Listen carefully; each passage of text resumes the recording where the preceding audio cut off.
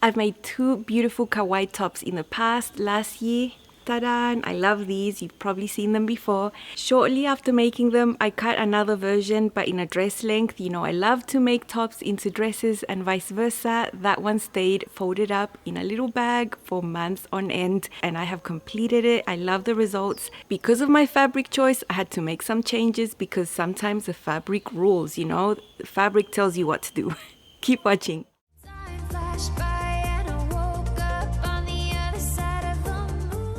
Hi sewing friends, I'm Karina from liftingpinsandneedles.com. Welcome to this channel that is all about sewing, limitless sewing. In this channel I share a wide variety of topics all about sewing, all very practical, and lots of the things that you can see here you can apply to your own sewing. So if you think that's cool, go ahead and subscribe to this channel, tap on the bell so you don't miss out when new videos go live. A little while back I shared the contents of my UFO box. I know there wasn't many things in there. I usually get my things done, but this particular project stayed in the box for a reason, not because I was not motivated with it or that I didn't like it. It's just the timing was off. My parents just arrived when I cut this. I thought I was going to be able to sew it before they arrived, and I went into a frenzy of cleaning. And you know, when your parents come and visit, you know, you want to have your house at its best. And I always thought, yeah, I'm going to get around to it. I'm going to get around to it, until I saw the contents and I'm like, why haven't I made this? So I made the Kauai top twice last year during testing for Itch to Stitch. I love these. They are just beautiful and one of the most original designs I have sewn in a long time. This one you can see it best. It's got this round shape here, and then there's a center pleat, little button loops there, bias binding on the armholes and the neckline. It's just a beautiful, beautiful top, and I love both of them. This was my muslin, very wearable, and then this was like the final version. And it's a perfect design to just lengthen and turn into a dress as well. I mean, it's not hard to do that. It would be a sort of loose fitting, relaxed, easy wearing dress. In my mind, I always pictured it in a rayon, and I found a fabric in my stash that was perfect for it. The print was a bit unusual, and the most unusual part of all was the way it was printed on the fabric. There's different sizes of what's printed on the fabric, you know, on the borders of the fabric, on the selvages, and then in the center it was different, although the print is sort of the same, in the same tones. And I have an example here of another fabric I bought at the same time, just like it's different though, but it's similar. Here I have it extended. So this is the selvage here, this is the selvage there. And then in the center you have a completely different print, right? So if I fold this as you would any fabric there, you would have selvage there and the fold there, and whatever you place here is going to have a different print on this pattern piece and then on that pattern piece. So depends on what the print is and the shape of your pattern pieces, you might need to change things. So yeah, I had to change things. Obviously here I will have one of the seams that's not on the fold, and this one here that would be on the fold. Typically most patterns sometimes have a seam on the fold and another one that's not. In this case the Kauai top has the front and the back on the fold, and usually in those cases I would just grab my fabric, fold it there, right? But because of the way these prints are done, you can't do that. So in this case I had a large scale print in the center of the fabric and a small scale print on the edges, like on both selvages. So I just folded it normally. I chose to have the front on the fold as per usual and have the larger scale print on the center front, and then I left a seam on the back, although this pattern doesn't have a seam on the back, and it was just to keep it uniform. You'll see what I mean when I show you this. But because of my fabric and the way it was printed, I had to cut it that way. Now it's not bad to have a center back seam. I will add one and I will remove one whenever I feel like I need to do it due to my fabric choice. Either if I want to save fabric or there's something interesting with the fabric, which is what happened in this case. So what I want to share with you today is how that back seam can be to your advantage, not just because of the print, That would be one advantage, but the second would be to provide some discreet shaping on the back. It wouldn't be possible if I didn't have the seam. I would just have everything on the fold. These tops, the original patterns, don't have seams on the back and they flow nice and boxy, and that's cool. That's perfect for a top. But for a dress, I sometimes prefer a little bit of shaping on the back.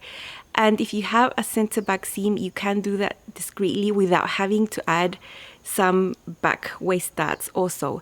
I wouldn't really want to do that, have a center back seam and waist darts. I think that's too many seams on the back. Have a look at how I'm going to lengthen this top and how I'm going to add some discreet back shaping with this seam.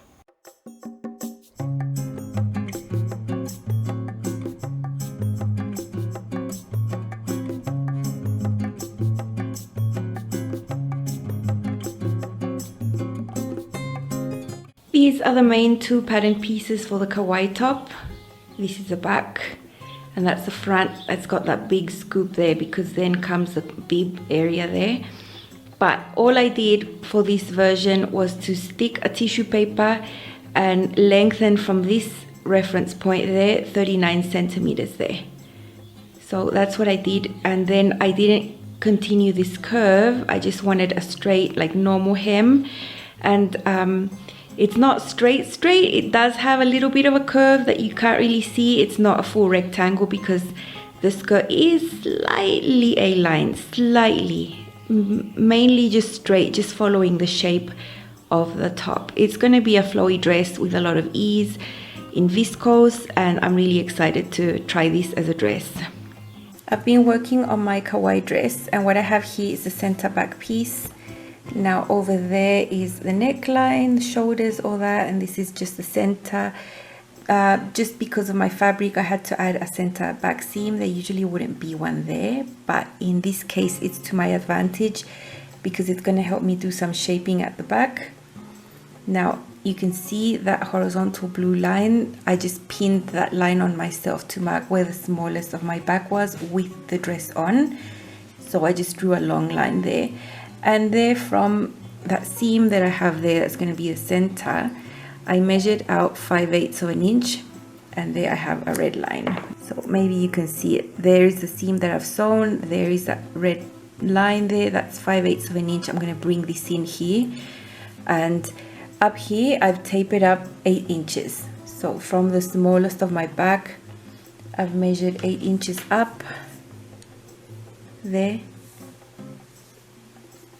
You can see there, and that's where I started tapering in to that 5/8 of an inch. Now I don't want to go all the way up because I don't want to take away width here that might affect me in my upper back that incorporates the circumference of the bust. So that is why I've chosen that amount there. And now I've stuck my rayon to the mat with some tape. It moves and slides everywhere, so I've just taped it all up there. And this is similar to what I would do with chiffon also when I'm trying to draw dots and things on them, so I don't want it to move. So I can take this tape out there, and now I'm just going to move along, and from there I'm just going to taper slightly off and to meet the center seam close to the hem actually. So it's really gradual. I've already got my hem sort of pinned and everything. So I think this is going to help me a lot with shaping at the back, and if I have a seam I might as well add some shaping on it. If I'm going to get two benefits, one, saving fabric, two, adding shaping to the back, I'll take it. Here you can see my long center back seam. I have placed it along one of the lines of the cutting mat so you can see how straight it used to be. And here you can see the wider area that I took off 5/8 of an inch there. You know, so that'll take like 1 1/4 inch away from the waist circumference at the back, just enough to give discreet shaping. And from there up I tapered 8 inches. From there I probably tapered down 12 to reach there, and you can see my new stitching line there. So what I'll do now is just go back to the serger and trim off that seam allowance. I've already tried it on. It's very discreet back shaping, and I like how that looks. I wouldn't be comfortable with taking out more. It'll just distort and bring the side seams back, and I don't want that look either. I just want to keep it nice and even, and that little bit there doesn't make that much of a difference in how the side seams go. but it does make a slight difference to the way it looks on me, and I like that. Okay, so here is my dress. Now you might see what I'm talking about. So you can see the large scale print. It's sort of the same type of print that there is there on the edges, right? But it's just bigger. You can see the colors there are brown, black, like pink and beige. So it's the same colors throughout. It's just that this is larger here. And I decided to leave that on the front, you know? Similar to that fabric I've shown you where it was just all different in the center. This is how this one was different. And so then we have the smaller scale print coming off to the side. And then that's what it looks like on the back. Now it was impossible for me to like match it perfectly, but almost. I mean, I think I matched it okay, pretty much. Because there's a seam right there and you can see those little stripes going diagonally like that. I did as best as I could. So that's how that looks on the back. And this extra seam here that I had to add was where I added the shaping, and I'm really happy with how this fits.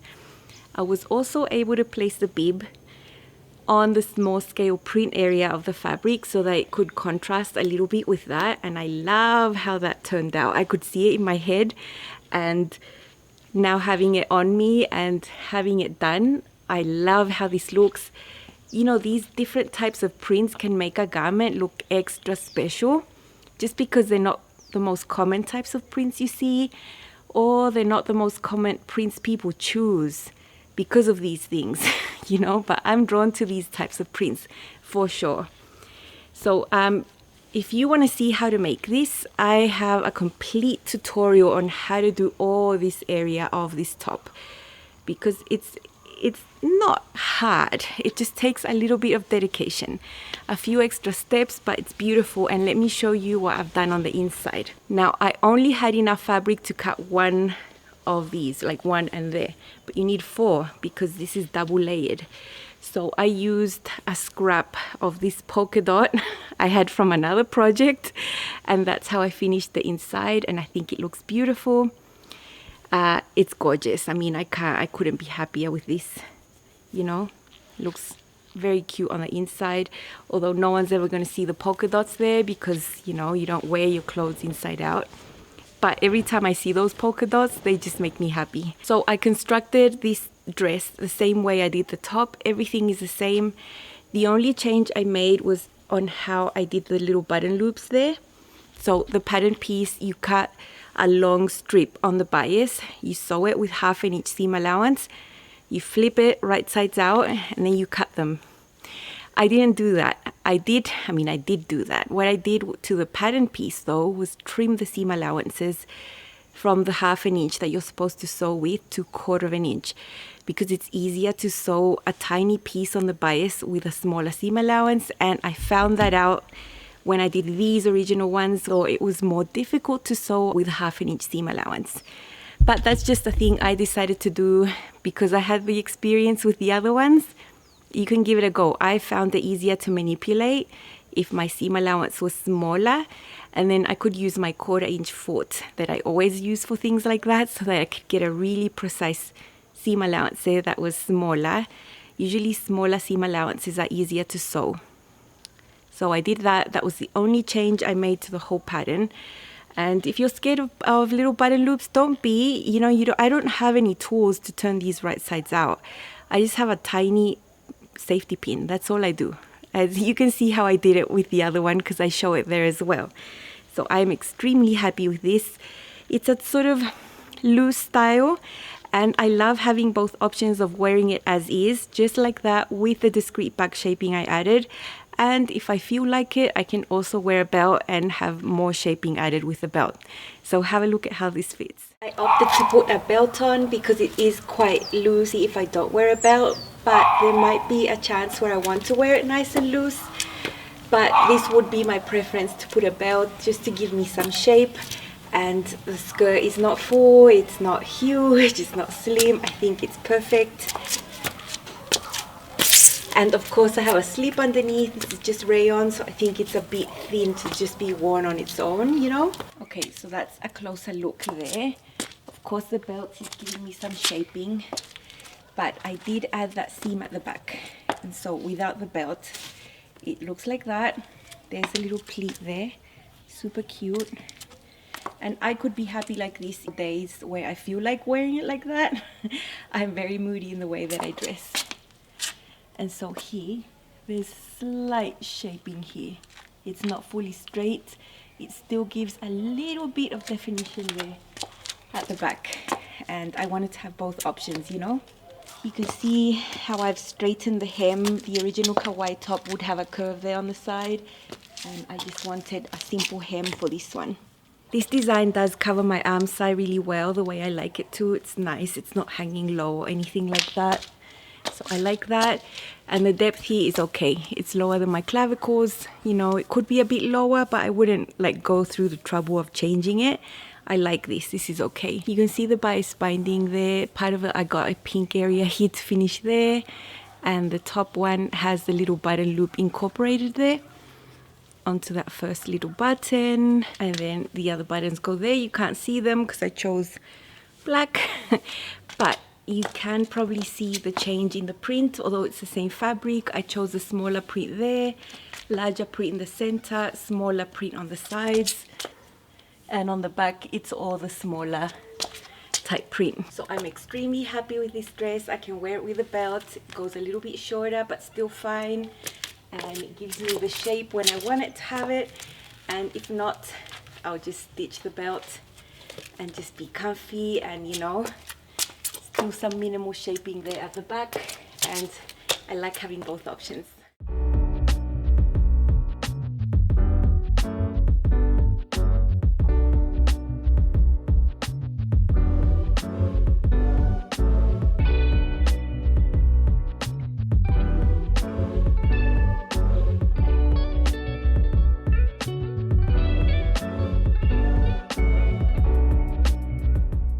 I hope you got some practical tips from this video. I know it's shorter and a bit more simple than others, but not everything has to be so hard, you know. And you know, these types of prints are amazing. This is how they are, you know, different on the sides, different in the middle. Go for them, they are interesting. You can have a lot of fun placing your pattern pieces in creative ways. Just add a seam if you need to, or eliminate seams if you need to. You know, this one didn't really make a difference because it was a straight seam on the fold. So adding a seam didn't really change anything. And I had the benefit of adding a little bit of shaping there at the back. I wouldn't have added more shaping at the back on just one straight seam because it can distort. And also I don't want to pull the side seams back that much. So, you know, it's all a balance. And I think I've just, with time, I've been understanding how much I'm willing to go when I'm taking stuff in to make the waist a little bit smaller at the back so that I have some shape. Give it a go. It'll make a difference to the way that your clothes fit and look. That's what I wanted to share. I hope you enjoyed this video. If you like this pattern, get it. It's beautiful. It's very unique. I love it. It's very feminine. You can use my affiliate link if you want to. It's down in the description box. Thank you so much for watching, and I'll see you again with another video very soon. Bye.